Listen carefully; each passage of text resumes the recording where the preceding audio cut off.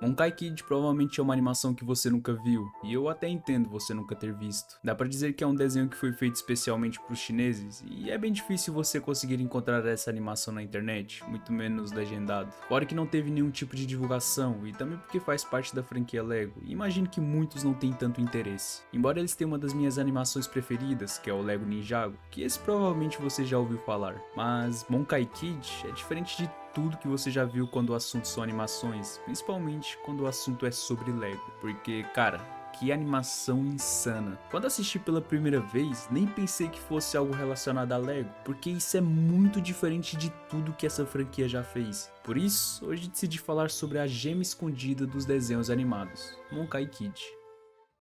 Tudo começou quando a Lego lançou uma nova linha de brinquedos para a China, baseada em uma lenda chinesa chamada Jornada ao Oeste, que é o nome do desenho Monkai Kid. E como qualquer grande linha de brinquedos, deve vir um grande desenho animado. E bota grande nisso, porque com certeza esse é um dos desenhos mais bem animados que já vi. Sabe aquelas lutas que a gente vê em Jujutsu, Kimetsu, Solo Leveling? Então, fica nesse nível aí para vocês verem que eu não estou brincando. O enredo gira em torno de MK, mas vou chamar de Monkey mesmo, já que seu nome verdadeiro é desconhecido. O desenho se passa em um futuro distante, as aventuras e histórias do Rei Macaco já haviam acabado há muito tempo e se transformaram em mitos e lendas. Claro, Monkey acredita que as histórias são reais e adivinha, elas são. Ao encontrar o cajado mítico do Rei Macaco, o Rei Macaco treina para ser seu sucessor, então Monkey se torna Monkey Kid e luta contra todos os tipos de males antigos, demônios e várias outras ameaças. Agora, a primeira coisa que você pode notar ao assistir a um clipe aleatório desse desenho é se perguntar por que um desenho de Lego é tão incrível assim, parece nem fazer sentido. É um desenho 2D com animação melhor do que a maioria dos animes modernos, ou até mesmo filmes em alguns casos. Quase todas as lutas nesse desenho são incrivelmente lindas e, sinceramente, quem não aprecia uma bela animação? Mas esse vídeo não é apenas sobre como a animação é espetacular, até porque, embora esse seja um dos motivos de ser um ótimo desenho,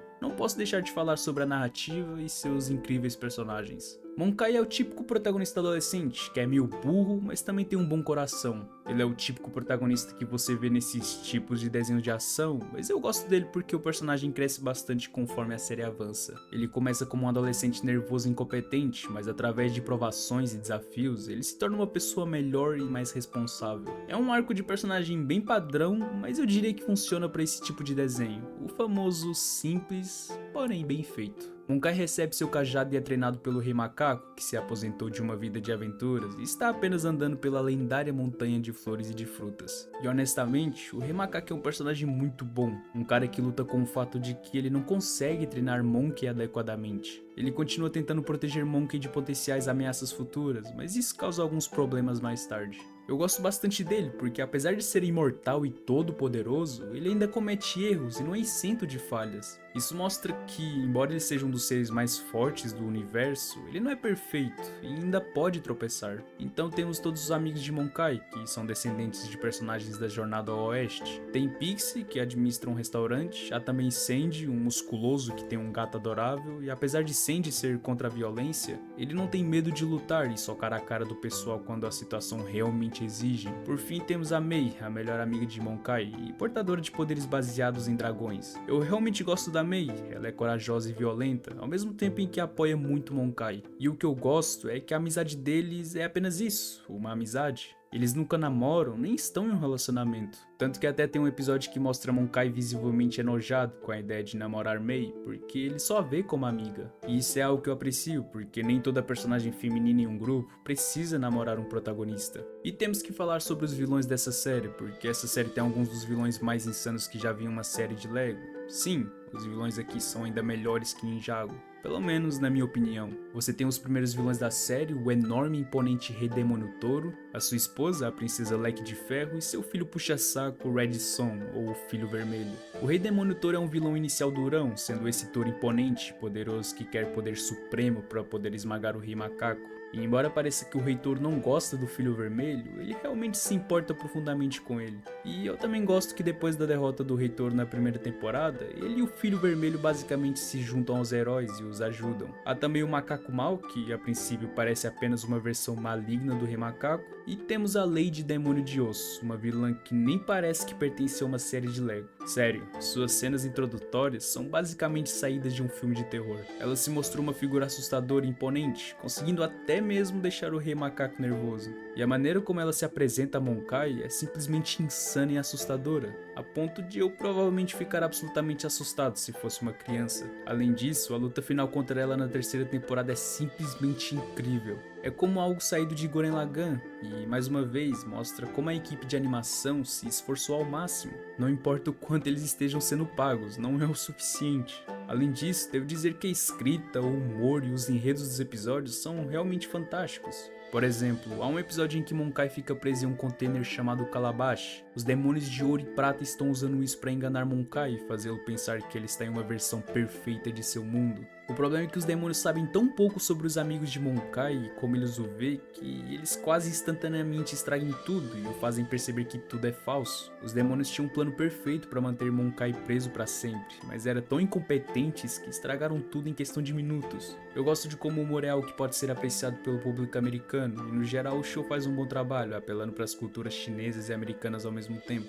E eu também gosto de como a jornada pro oeste compõe a tradição e a história do mundo desse desenho animado. O que realmente diferencia Monkai Kid, além da sua animação, é sua capacidade de explorar temas complexos sobre a superfície de uma aventura colorida. Questões como responsabilidade, legado, medo do fracasso e a busca por identidade permeiam a história. Monkai não é um herói infalível, ele é humano em sua essência, cometendo erros, questionando seu valor e aprendendo com suas falhas. Tanto que um dos aspectos mais filosóficos da série é a forma como ele aborda o tempo e a mudança. A lenda do Rei Macaco, imortal e poderoso, contrasta com a mortalidade e as limitações dos personagens modernos. Essa dualidade levanta questões existenciais, como lidamos com a transitoriedade da vida, o que significa deixar um legado, como equilibrar tradição e inovação. Além disso, a série questiona o próprio conceito de heroísmo. Ser um herói é apenas derrotar vilões ou também cuidar daqueles ao seu redor? Monkai descobre que muitas vezes a verdadeira força está na compaixão, na empatia e na capacidade de perdoar tanto os outros quanto a si mesmo. Outro tema recorrente é o conflito entre tradição e modernidade, que eu acho bem interessante. Enquanto Monkai representa a nova geração, o Rei Macaco carrega o peso das eras passadas.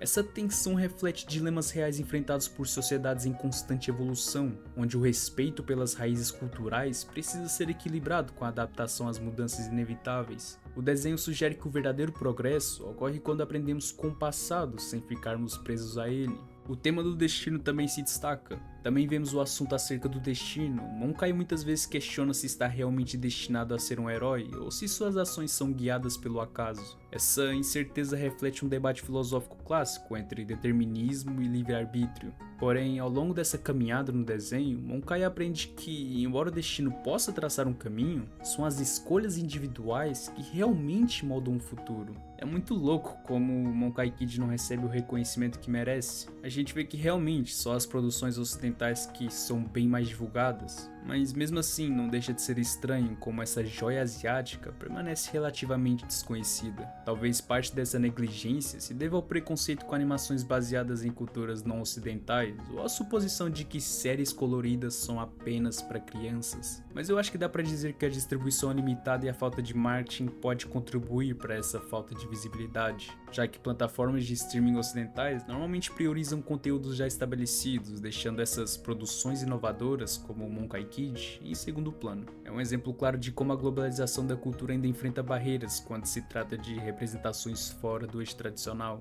Essa falta de visibilidade não reflete a qualidade da obra, mas sim essas barreiras do mercado global do entretenimento. Mas eu fico feliz que de pouco em pouco essas barreiras vão sendo quebradas e que produções como Monkai Kid vão sendo cada vez mais reconhecidas pelas pessoas. Por isso, fica aí a minha recomendação para vocês, assistam esse desenho, vale muito a pena. Espero que com o tempo Monkai Kid receba o reconhecimento que merece, mas até lá, vai permanecer como uma gema escondida, lembrando-nos de que as grandes histórias nem sempre vão ser as mais visíveis, mas sim aquelas que, uma vez descobertas, permanecem conosco para sempre.